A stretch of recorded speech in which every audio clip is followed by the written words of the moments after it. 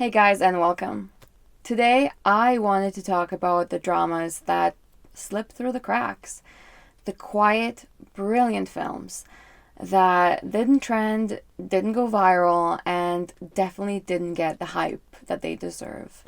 So, if you're tired of predictable plots, you will want to watch this one. Let's get into it.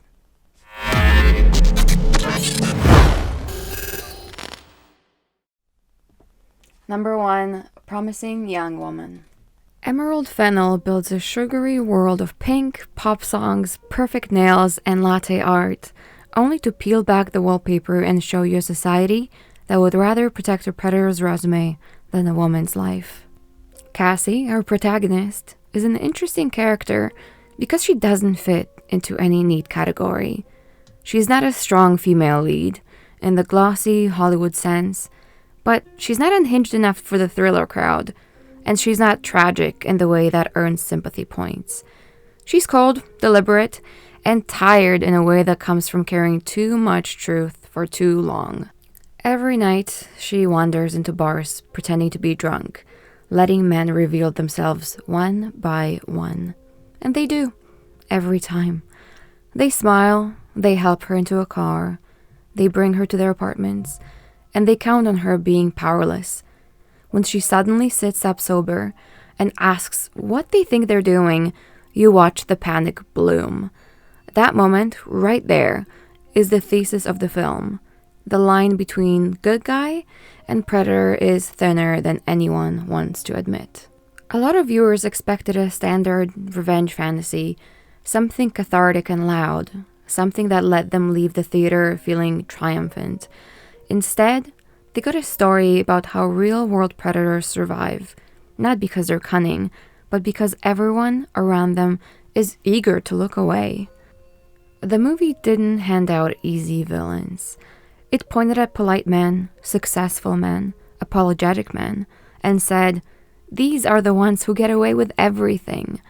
People like revenge when the monster is a stranger in a mask, or someone who looks like trouble. They don't like it when the monster looks like someone they know. But Cassie doesn't just go after the men. She confronts women who chose comfort over truth as well. She confronts friends who labeled Nina's assault as a bad mistake. She confronts an entire culture that prefers the myth of the promising young man to the reality of what he did. Even her relationship with Ryan, sweet, goofy, charming Ryan, turns sour once she discovers he wasn't just a bystander, but one more person who kept quiet when it mattered. His betrayal hurts more than any of the violence in the film, because it confirms what she feared. Even the nice ones can be part of the system that destroyed her friend. And then there's the ending. Angering, divisive, honest. Cassie dies trying to expose a man the world already decided was too valuable to punish. This scene is suffocating, horribly realistic, and exactly the kind of brutality the film exists to reveal. The film showed a world that protects certain men with frightening eagerness. It showed how institutions bend over backwards to preserve reputations instead of lives. It showed how women are expected to rebuild themselves quietly, while the men who destroy them get married, get promoted, get forgiven. It showed a system working exactly the way it was designed to work. And it wrapped it all in pastel colors and pop songs, because the ugliest truths often hide in the brightest packaging. The movie didn't get the praise it deserved because it didn't really flatter anyone, didn't reassure, redeem, or soothe. Number 2, Anatomy of a Fall. The film starts with Sandra's husband, Samuel, lying in the snow at the base of their chalet. Blood, ice, and just enough ambiguity to ruin everyone's life. Was it a fall? A jump? A push?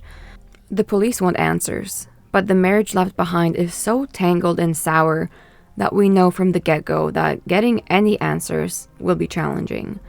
You're watching two people who spent years eroding each other, and the only thing left is to determine who snapped first. Sandra becomes the perfect target. A successful writer, too direct for the public to stomach. The court doesn't see a woman. They see an idea they're already suspicious of. A woman who doesn't shrink herself. A woman who doesn't apologize for her ambition. A woman who doesn't perform wifehood with enough humility. That alone makes her guilty in half the room's eyes before the trial even starts. Everyone wants to paint her as cold, manipulative, calculating. Samuel, meanwhile, is canonized through absence. The man they describe sounds like a saint, until the recordings come out.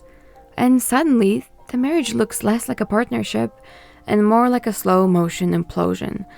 Their arguments are messy in a way that feels too real.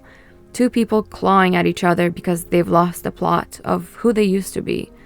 Resentment, jealousy, creative rivalry. Tiny cuts that eventually become deadly. By the time the court is done reading their life for everyone to judge, the audience understands the truth. Doesn't matter how Samuel died. The marriage was already a crime scene.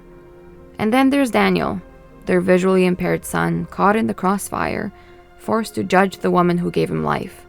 Now everyone expects him to tell them which parent is lying. The cruelty of it is staggering. Adults pretending this is justice when it's actually psychological warfare fought through a child who barely understands what truth even means. The movie doesn't protect him. It shows you exactly what happens when the system decides a child's trauma is more useful than their safety. The movie does an excellent job of making you feel like you're experiencing how easily a story can be twisted, how quickly a life can be reduced to bullet points, contradictions, and courtroom theatrics. Truth becomes just another opinion being cross-examined. Semantics are of a higher value than facts. Anatomy of a Fall forces you to admit that sometimes there is no clean truth, just two versions of a life told by people who don't even agree on their own memories. It exposes the judicial system for what it is. It's not a search for truth, but a performance for whichever narrative plays better.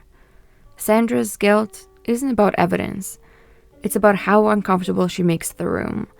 It's about who society thinks is allowed to be complicated. Anatomy of a Fall deserved louder praise because it did something rare. It treated the audience like adults, didn't moralize, didn't offer satisfaction. It trusted viewers to sit in the discomfort of uncertainty. And I absolutely love that about this feature. I find it happens far too rarely. An audience often wants villains with labels and heroes with halos.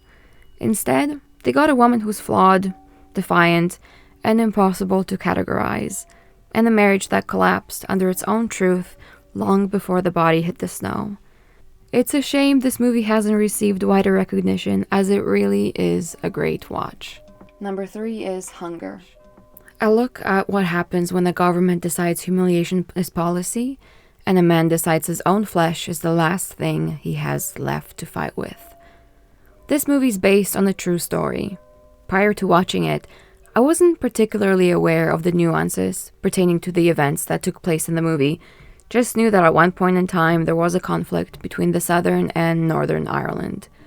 So, if you're in the same boat as I was in, let me familiarize you with this bit of history. Per Google, the Troubles, which is another name for this 30-year-long dispute, were caused by a centuries-old conflict between Catholic nationalists, who wanted Northern Ireland to unite with the Republic of Ireland, and Protestant Unionists, who wanted to remain part of the United Kingdom. Many places were bombed and over 3,500 people lost their lives. Of course, many ended up people being imprisoned due to their political beliefs, especially those who fought for their beliefs with violence. Those people were not taken to kindly, and the conditions they were kept in were abysmal. Their political refugee status denied, and numerous prisoners lost their lives due to the mistreatment. The movie focuses on Bobby Sands, who started the hunger strike in order to protest the conditions the inmates were faced with. In the movie, Michael Fassbender plays Bobby Sands with a kind of commitment that borders on self-annihilation. He becomes what starvation looks like. It's a rebellion built on bone and willpower, where the body becomes both the battlefield and the casualty. Fassbender doesn't give you the glamorized martyr narrative. He gives you a man who's painfully aware he's dying and refuses to break anyway. The film starts in the filth, literally. The prison is a place where brutality is routine and cruelty is paperwork. The guards wash their knuckles in cold water after beating prisoners half to death. The inmates smear excrement on the walls as protest. This isn't torture porn or for shock value. You will not find any of that here. The centerpiece of the film is a 20-minute static shot, no music, no cuts, just Bobby Sands debating the ethics of his hunger strike with a priest. It is a brilliant scene. Two men sitting at a table, arguing about suffering. Bobby calmly explains why he's willing to starve himself to death, and the priest fires back with cold realism. It's not melodramatic or theatrical. It's two ideologies colliding in a room, both of which make perfect sense given the two individuals' upbringing. Most films about revolution try to inspire you. Hunger doesn't bother, but it shows you the price. It shows the slow reduction of a body from full to fragile to failing. And the worst part? Bobby never wavers. Starvation strips everything away. Muscle, memory, comfort. And what's left is pure conviction. I believe Hunger didn't get the recognition it deserves because it's not an entertaining movie. Despite having an A, B, whatever lister, it's not a very fun ride. It forces you to confront the ugly truth that sometimes the only power a person has left is their own destruction. The film is political, but not in the cheap way modern movies often are. It's a man's slow death and the crushing machinery that made it necessary. Number 4 is Fish Tank. Another movie with Fassbender. Mia is 15, furious and caged in a life that keeps shrinking. She's not a troubled teen in the cute after-school special sense. She's surviving in a house that is not conducive to a healthy future. Her mother is too busy drinking and arguing to notice anyone else exists. And her little sister is growing up in the same storm, already learning how to armor herself with cruelty before she hits puberty. Mia's only outlet is dance, but even that feels like a dream she's not allowed to have. Then Connor shows up. Charming, warm, helpful. Exactly the kind of man who knows how to slip into the cracks of a broken home. He brings groceries. He laughs with Mia's mom. He pays attention, which is the most dangerous thing you can give a lonely girl. The movie never treats him like a villain because predators rarely look like villains. They look like saviors until the moment the door closes. The tension between Mia and Connor is the kind that makes your stomach twist.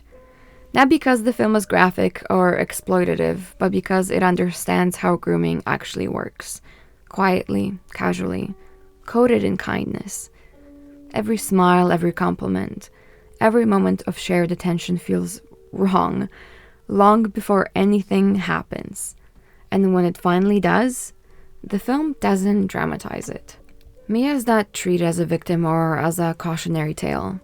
Arnold gives her the dignity of complexity. She's angry, impulsive, sometimes cruel, often lost, but she's never reduced to a stereotype. She's a product of neglect and survival instincts, navigating a world where adults refuse to take any accountability. The tragedy is that she still believes people might see her, might choose her, might love her. Connor exploits that hope because people like him always do. But at last, Connor's facade cracks and the consequences finally come crashing down. Mia lashes out, not because she's evil or unstable, but because the world taught her that pain is the only currency anyone respects. She goes too far, then she retreats, then she tries again. Fish Tank shows you what poverty does to a family, what loneliness does to a girl, and what charm does in the hands of the wrong man. Mia is just trying to claw her way out of the doomed situation that's already pre-written. I feel like the movie didn't get more recognition partly because Mia isn't the kind of protagonist audiences feel comfortable applauding. She's not polite, she's not grateful, she's not inspiring. She's abrasive, stubborn, and chaotic. Exactly like real girls growing up with nothing but anger to protect them. Number 5 is Ensomdi, and I'm sorry I butchered that word. I just watched this one a couple days ago, so it's super fresh in my mind. In short, the premise is as follows. A mother and daughter go swimming, but a mysterious incident makes the mother basically shut down. She's so shaken up, she doesn't recover and eventually passes away. The last thing she does is write a will and some letters, in which she asks her children to go back to the country she's from in order to find their brother and father. Except the siblings, who are also twins, don't know where the father is or who he is. Plus, they had no idea they even had a brother. Throughout their lives, Jean and Simon believed that their mother was distant and difficult. But the moment Jean steps into the Middle East to trace her mother's steps, that assumption collapses. The world Noelle came from is violent, fractured, and shaped by conflict in a way that no outsider can fully grasp. As the twins investigate, the narrative shifts between their search and Noelle's history. This back-and-forth structure feels like a slow unveiling of a life that had to be compartmentalized just to survive. Noelle endured events most people can't imagine: war, displacement, imprisonment, rape, loss. Throughout their journey, Jean and Simon uncover pieces of their mother that don't fit together until suddenly, sickeningly, they do. Every person they interview adds a detail. Every location fills in another blank. Then comes the reveal. The moment everything clicks into place, and the truth arrives with a crushing understanding. I will not be disclosing the ending of the movie, as I wouldn't dare to ruin this ending for anyone. But the audience is left to sit with the impact alongside the characters, not above them. Incendies is another movie which doesn't offer clean villains or pure victims. It treats war, trauma, and generational inheritance with the complexity they demand. Although I do have to say that if I were their mother, I think I would have spared the twins the truth. Have you guys seen any of the 5 movies I talked about? I tried so hard to dig deep, to come up with some titles that I don't think get mentioned often enough. And I really hope that I was able to introduce you to a movie that sounded interesting and you didn't know existed. So as always, please like and subscribe if you enjoyed the video, because I hope to see you in the next one. Bye.